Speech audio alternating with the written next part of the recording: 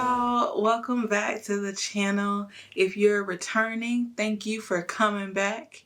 If you're new, thank you for clicking on this video.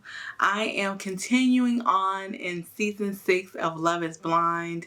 In this video, I am reacting to, recapping on, and providing some of my thoughts on episode 3.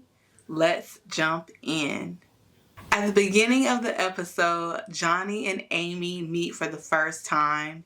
They were super excited and Johnny was all smiles. And you're so handsome. Oh my God. I didn't catch any awkward vibes. I didn't catch any I don't like what I'm seeing energy. There have definitely been couples in the past where you can tell that they didn't like what they were seeing, but I didn't get that from either of them. It's for a reason. You're my reason? Yeah, you're my reason too. We're gonna have a great rest of our lives together. Oh yeah, we are. Can't wait to just grow old with you. Johnny and Amy definitely showed each other some affection when they met. And I don't know about y'all, but I don't think I could just go out there and just be swapping saliva. Yeah, I said it. Swapping saliva with somebody that I'm seeing for the first time. I know people do it all the time, okay? I just don't think I could do it. And in this situation, I know that they have shared very deep and intimate and, you know, had very serious conversations, and they believe that this is some of them believe, some of them hope that this is their person, but I don't think I could do that. For me, it would just take me a minute to put the voice, to put the conversations, the feelings to a physical form. So I don't know about y'all, but I couldn't do it. But Johnny and Amy seem to have no problem in their first meeting. As I mentioned in a previous video, I just felt like Johnny was not Amy's usual type, and she actually confirms that in this episode. In her confessional, she says that Johnny isn't the ethnicity that she usually goes for. She usually goes for men. Her preference is men of color, of an ethnicity, though it seems that she's still willing and invested in this journey with Johnny. Moving on to Clay and AD. During this episode, Clay sat down with a fellow cast member, and you could see he was visibly upset about something. How you doing? A little bit of a wreck, bro. I'm going through it. I got these walls up. Everybody got this perception. You know, I feel like I'm a really good guy. I do want love, you know. Like, I know how to talk. It's just a defense mechanism that I put up. It's defense mechanism, yes. Yeah. And I feel for him. I do. I know I mentioned in one of my previous videos that I don't feel that he is emotionally ready, or he's in a place where he's ready for marriage, and I'm not sure what I'm picking up on, and I might be completely wrong. I don't know, and you guys are along the journey with me if you haven't finished the season, to figure out or to find out how this journey develops with him and AD. And again, I'm glad we're all works in progress, and he's been working on some things, and that's great. But for me, okay, as the viewer, there's a lot more to be seen, I think. AD and Clay do meet again for another date, and Clay apologizes for his reaction to AD and how, you know, what she was expressing about her breakup conversation with Matt. It was just a lot. Like, emotionally, I was just like going through a roller coaster. I know. I apologize for cursing and stuff. I guess what I was triggered at was the fact that, like, I don't know, like you express yourself. You know, it's not the easiest thing for me to do. I am super glad that he apologized and he realized that he came across as kind of, you know, rude, right? Insensitive. But I'm glad that he did this, and they both seem to be in a better place after that conversation, and they both seem to be really feeling each other. And I am pretty sure that Clay is going to propose to AD. Brittany and Kenneth are definitely, I feel like they're my favorite couple so far.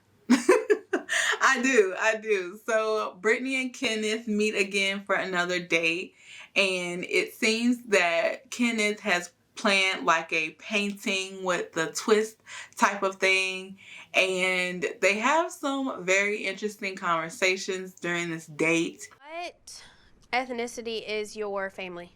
I'm assuming yours is white, yeah? Yeah. Mm-hmm. Yes, yes. Are you comfortable around... Yes.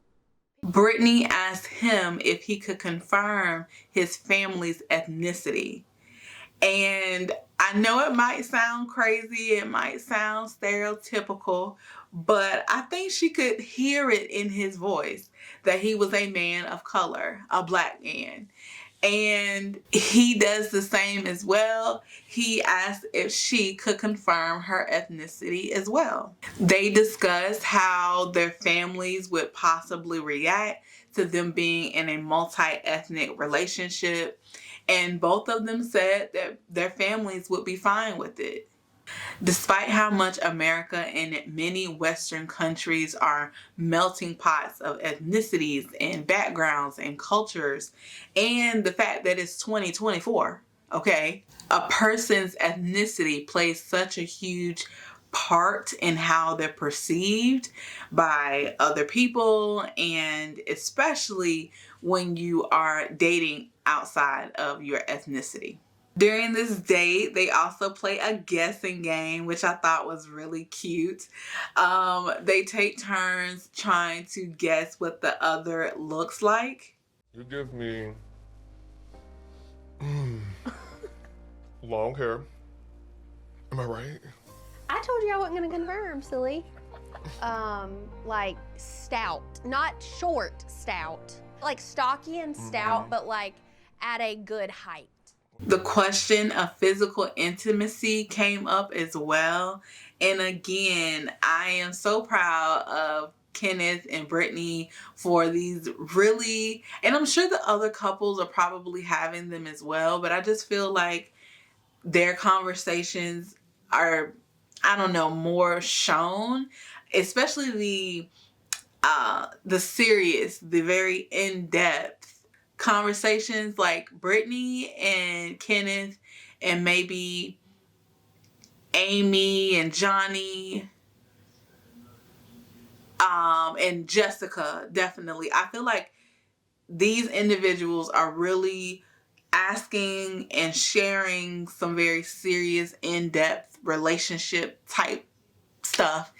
And like I just said, Kenneth asks about how Brittany feels about physical intimacy. I came into this with wait until marriage. Yeah. I still feel like that's where I'm at. Wow, I love that. And Kenneth says that he's actually really okay with that he's happy that she feels that way, which is shocking, right? Like, we don't want to be typical. Y'all know what I'm trying to say. For a man to say that, but he says that he's completely fine, that he's a-okay with waiting until after marriage. Now, we gonna see, okay? Because once they get to meet each other and they move in with each other and you all cuddle up next to somebody else's body warmth, okay? All right, and the devil get to talking here, and the temptation, and the angel over here trying to stop the temptation. We will see. But so far, it seems like they're very committed to abstaining. Kenneth eventually proposes to Brittany, and again, I am super excited to see how their journey unfolds. Jeremey and Laura talk a little bit about their holidays as they were growing up. And Jeremey shares that he would love to be able to recreate and have these nice holidays that he had as a child with his own family. And he gave us some imagery about how he would love to spend the holidays. And when Laura shares, she shares that her family growing up wasn't the most conducive to spending the holidays, and it's actually one of the times of year that she doesn't enjoy. Christmas. Like, it puts me in a bad mood. I get like high anxiety. Okay. I don't have like a traditional family. And it kind of makes me sad that like everyone around like the holidays is like, oh my God, I love the holidays and and I do all that, and there's all these traditions and all these things, and I hate it, and I hate that I hate it so much. Hearing that from her and versus hearing with Jeremey how his holidays were, whether it's with Jeremey or not, I definitely hope that Laura is able to find that person to build a family with, and hopefully during these times of year, or all times of year, right? Hopefully that Laura will find her person to, you know, just enjoy spending her time with. On like the love seat together, and we're looking at like this family we made, and we're super madly in love. Cute. And there's like the smell of like baked goods going on in the background. During this conversation, you can't help but notice that both of them were standing behind their respective couches while they were talking about their childhoods and growing up and what they would like to see for their future in their own homes during these times of year. And just seeing them both like kind of shielded behind the couches, to me, it just showed how vulnerable they probably felt during this conversation, how open they were being during this conversation. So just seeing that definitely was like, OMG. Jeremey also has some pretty interesting conversations with Sara Ann. And with Sara Ann, they talk about social media and her social media following. And I think it's so interesting that a person's following and their social media habits is a part of dating conversations. I wouldn't know, okay? But Jeremey asked Sara Ann about her social media followings, and she mentions that she hopes that her partner won't mind taking a picture or two for the gram. Taking pictures. Yeah.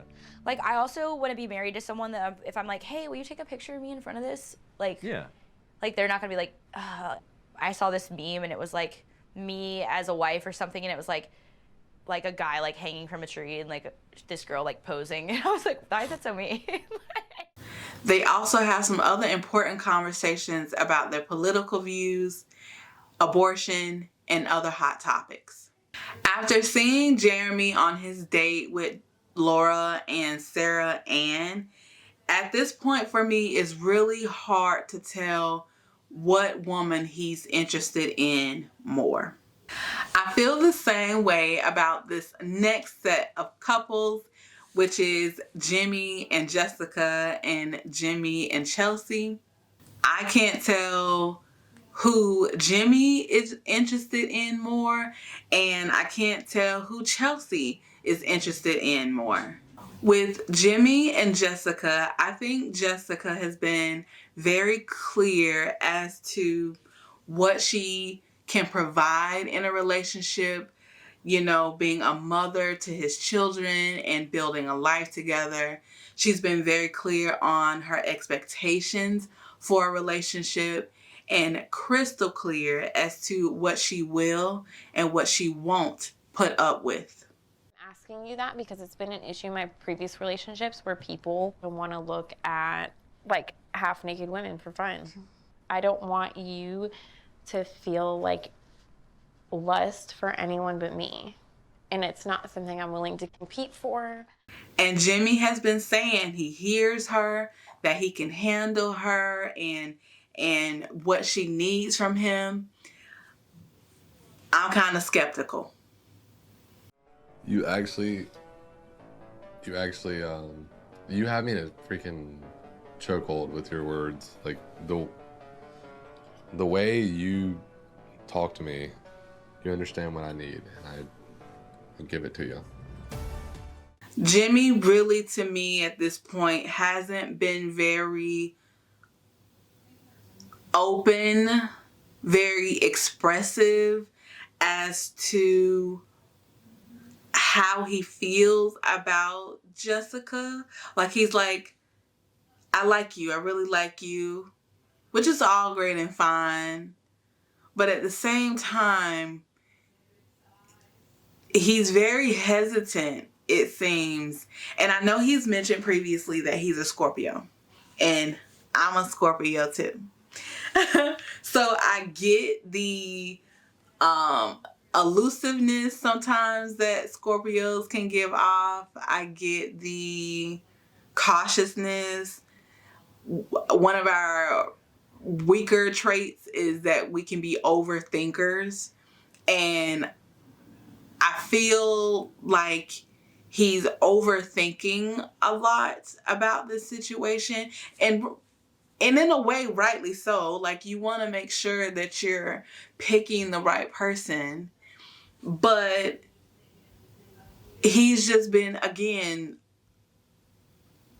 a bit too reserved, in my opinion, about how he feels about Jessica and Chelsea. Moving on, Jimmy has a date with Chelsea. And during this conversation, Chelsea tells him she really cares for him. And she felt that after her sharing her divorce with him, that he was the one that she could just be open with. And this took not only Jimmy by surprise, but it also took me by surprise. I was mad at myself for not responding better in the moment, but I also can appreciate that you're understanding that I had a tough day. And I didn't like it, but it just showed me, okay, this guy's not here to mess around. Y'all know I pointed that out in my last video that he did not react the greatest. It was really awkward after she shared this with him. And it's good to see that he was aware of that and he actually apologizes to Chelsea for it.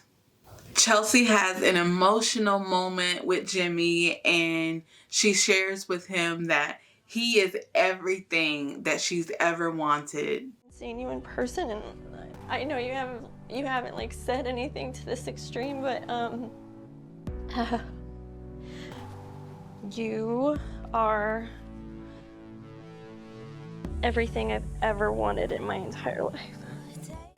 Given the environment that they're in, I think that the emotions that they're feeling are like more heightened, especially Chelsea. Seeing how much she like breaks down and shares and is so vulnerable. Is it the environment that acts as a conductor for them feeling like that? Or do they really, truly love these people? Does that make sense? And when Chelsea meets with Trevor, he lets her know that he loves her again. And of course, Chelsea does what Chelsea does. She laughs and she cries. Be with someone who felt so strongly about me, and I'm over the moon right now. After seeing Trevor and Chelsea talk, it's pretty obvious who she should pick. I think she should pick Trevor. I'm here to leave here with someone. And this is hard. just don't want to make a wrong decision. The episode ends with Jessica looking on to the conversation that Chelsea is having with the girls. And we all know who Jessica is interested in, right? Jimmy.